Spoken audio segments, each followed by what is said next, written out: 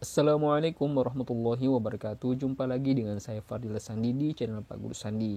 Di video kali ini kita akan membahas soal TWK yang berkaitan tentang pengubahan konstitusi negara Republik Indonesia, tentang asal mula Pancasila sebagai dasar negara, dan juga hubungan dasar negara dan konstitusi. Jadi jangan sampai ketinggalan 10 soal penting ini yang terkait tentang dasar negara dan konstitusi. Tanpa lama-lama, inilah soal yang pertama. Sebab-sebab Pancasila ditinjau dari asal mula atau sebab terjadinya ditunjukkan oleh kolom A. Kausa materialis, kausa formalis, kausa efisien, dan kausa finalis. B. Kausa materialis, kausa efektif, kausa efisien, kausa finalis.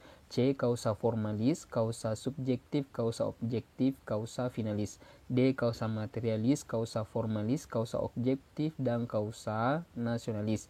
E. Kausa materialis, kausa religius, kausa finalis, dan kausa historis. Jadi sebab-sebab Pancasila ditinjau dari asal mula atau sebab terjadinya ditunjukkan oleh kolom. Saya kasih tahu dulu bahwa menurut Noto Nagoro, Pancasila ditinjau dari asal mula atau sebab terjadinya, atau sering sekali disebut sebagai kausal, memiliki 4 syarat. Yang pertama itu adalah asal mula bahan atau disebut sebagai kausa materialis. Yang kedua itu adalah asal mula bentuk, disebut sebagai kausa formalis. Yang ketiga itu adalah asal mula karya, disebut sebagai kausa efisien. Dan yang keempat itu adalah asal mula tujuan atau kausa finalis. Itu tadi 4 syarat Pancasila ditinjau dari asal mula dan sebab terjadinya. Jadi dari kelima opsi ini jawaban yang paling tepat itu adalah jawaban A.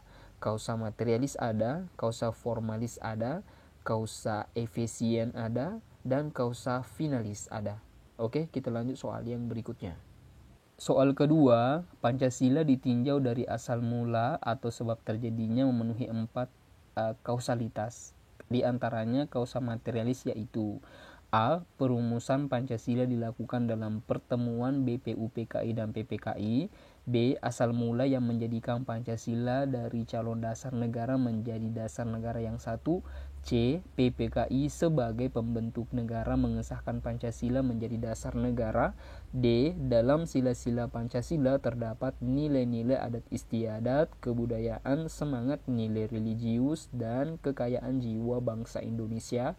E. Pancasila dirumuskan dan dibahas dalam sidang-sidang pendiri negara bertujuan untuk menjadikan Pancasila itu sebagai dasar negara. Jadi itu adalah 5 opsi yang merupakan termasuk Pancasila yang ditinjau dari asal mulanya. Tapi di dalam soal ini yang ditanyakan adalah kausa materialis. Jadi yang saya sebutkan tadi adalah menurut pendapat Noto Nagoro kan ada 4 syarat.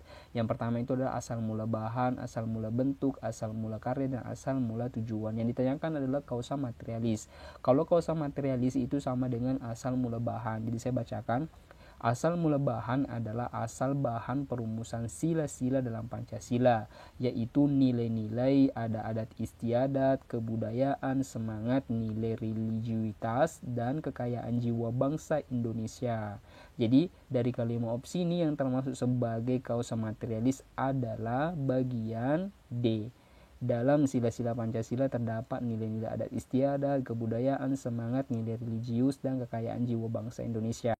Jadi keempat opsi itu masih termasuk sebagai syarat-syaratnya juga, tapi tidak termasuk sebagai asal mula bahan atau kausa materialis. Mungkin saja dia termasuk kausa formalis, kausa efisien, dan kausa finalis. Kalian bisa cari-cari di internet bagaimana contoh-contohnya. Kalau saya sebutkan satu per satu itu mungkin agak lama untuk dipahami. Jadi silakan share lagi ya. Oke, kita lanjut soal yang berikutnya.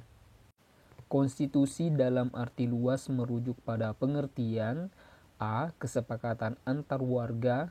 B. Setiap aturan yang mengatur negara. C. Aturan dasar yang menjadi rujukan bangsa. D. Kontrak sosial antara pemerintah dan rakyatnya.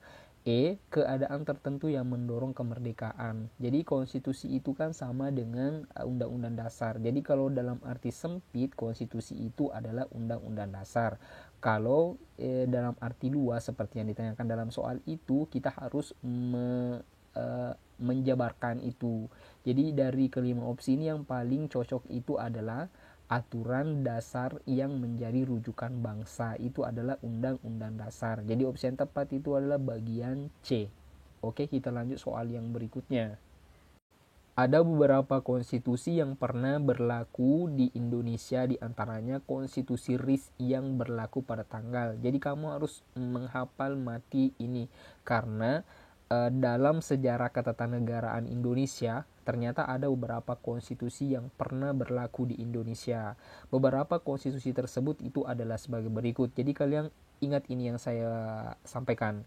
Yang pertama itu adalah pada tanggal 18 Agustus 1945 sampai 27 Desember 1949. Jadi 45 sampai 49 yang berlaku itu adalah Undang-Undang Dasar 1945 yang pertama kali disahkan oleh PPKI. Ini adalah undang-undang yang pertama. Selanjutnya itu ada di tanggal 27 Desember 1949 sampai 17 Agustus 1950 yang berlaku saat itu adalah konstitusi RIS, tidak cukup 1 tahun, 49 sampai 50. Sekarang perhatikan bulannya, kan nggak cukup sampai 1 tahun. Itu adalah konstitusi RIS.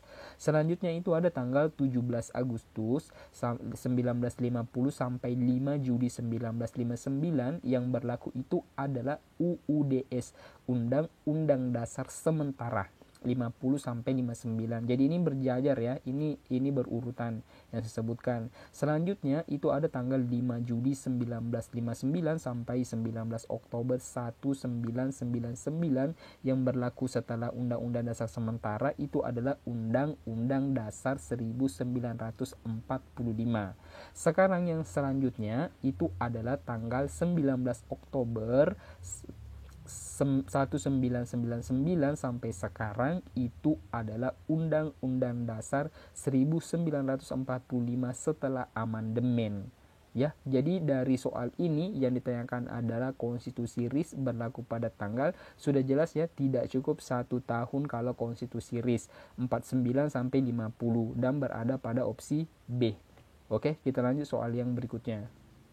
Agar dapat mengubah pasal-pasal dalam Undang-Undang Dasar, sidang MPR harus dihadiri sekurang-kurangnya titik-titik dari jumlah anggota MPR.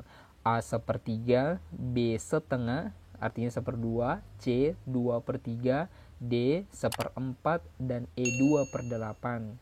Jadi tentang pengubahan pasal-pasal itu terdapat pada di bab 16 pasal-pasal undang-undang. Jadi undang-undang itu kan memiliki pasal-pasal itu kan memiliki 16 bab, dan di bab terakhir itu ada perubahan undang-undang dasar, dan pada perubahan undang-undang dasar itu ada pada pasal 37, dan pasal 37 ini memiliki 5 ayat.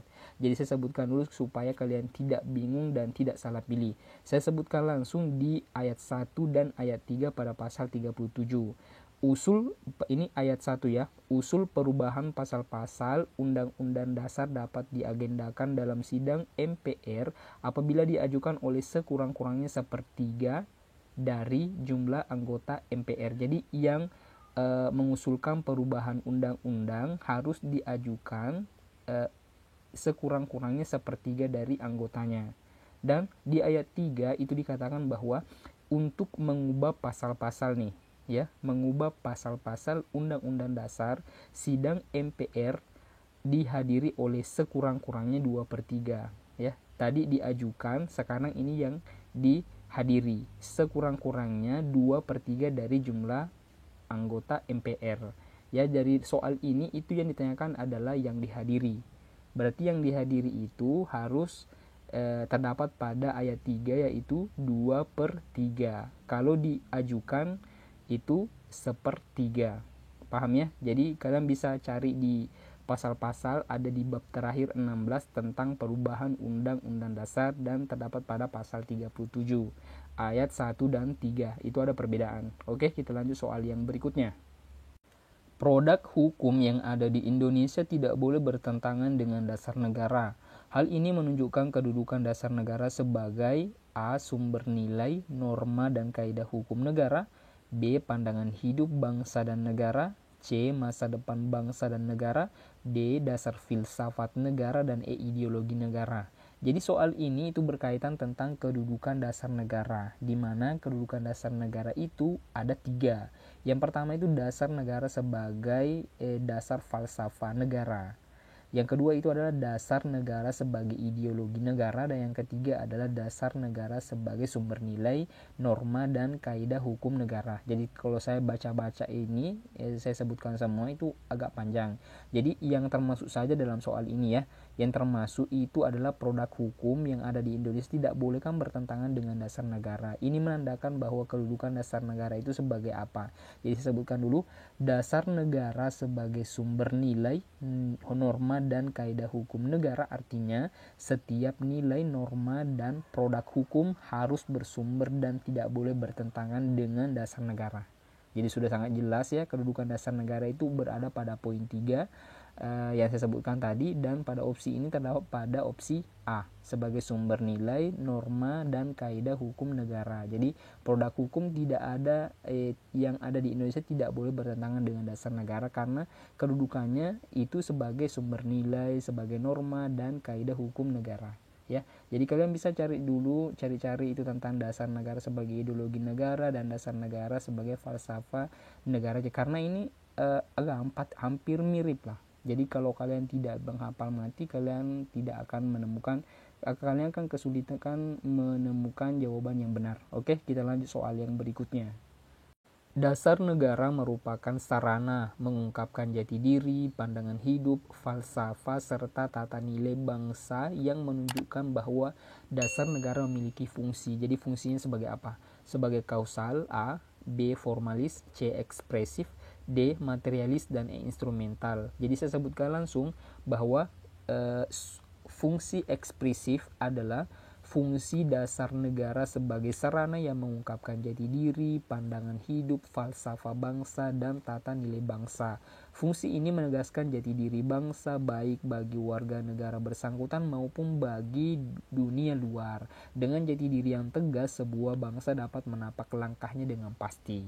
Dengan demikian, tujuan bangsa akan dapat dicapai melalui usaha bersama seluruh bangsa dengan satu keyakinan, satu gaya, dan satu kebersamaan. Jadi sudah sangat jelas dalam pertanyaan ini, opsi yang paling tepat itu adalah ekspresif.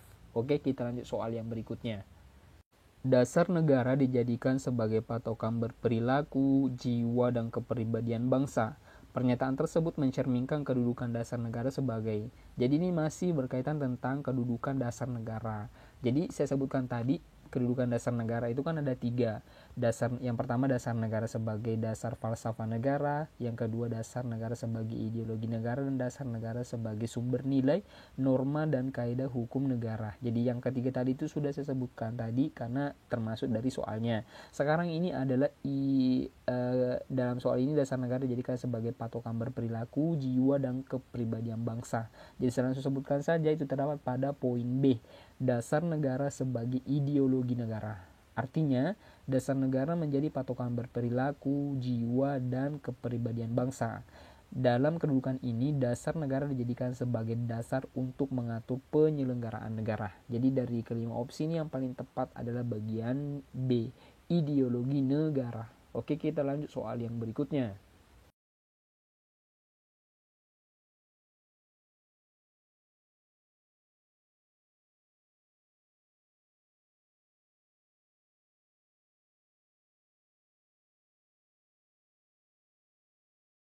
Perhatikan fungsi-fungsi berikut ini. 1. Dasar pergaulan dengan negara lain di dunia. 2. Dasar berdiri dan tegaknya negara. 3. Dasar pelaksanaan norma dalam kehidupan bermasyarakat. 4. Dasar kegiatan penyelenggaraan negara. 5. Dasar partisipasi warga negara dalam pembangunan nasional. 6. Dasar pelaksanaan pembangunan nasional. Fungsi instrumental dasar negara ditunjukkan oleh nomor berapa. Nah, sekarang saya sebutkan dulu fungsi instrumental. Paham ya, kalian harus betul-betul ingat apa yang saya sampaikan ini. Yang pertama itu fungsi instrumen itu ada 4. Instrumental ada 4. Yang pertama, dasar berdiri dan tegaknya negara. Apakah itu ada dalam opsinya? B. Dasar kegiatan penyelenggaraan negara. Apakah termasuk? Bagian C. dasar partisipasi warga negara dalam pembangunan nasional. Kalian lihat urutannya, adakah? Bagian D, dasar pergaulan antar warga negara. Antar warga negara. Apakah ada dalam deretannya? Oke. Jadi fungsi instrumental dasar negara yang ditunjukkan yang saya sebutkan tadi itu terdapat pada nomor berapa? Jadi dari ke-6 pilihan ini yang mana ada? Jadi yang ada itu adalah bagian C, 2, 4, dan 5. Yang nomor 2 itu adalah dasar berdiri dan tegaknya negara. Saya sebutkan tadi. Nomor 4 itu dasar kegiatan penyelenggaraan negara, saya sebutkan. Dan nomor 5 adalah dasar partisipasi warga negara dalam pembangunan nasional. Yang sama sekali tidak ada itu adalah bagi nomor 3 dan nomor 6. Ya. Oke, ini adalah soal yang terakhir dari video ini.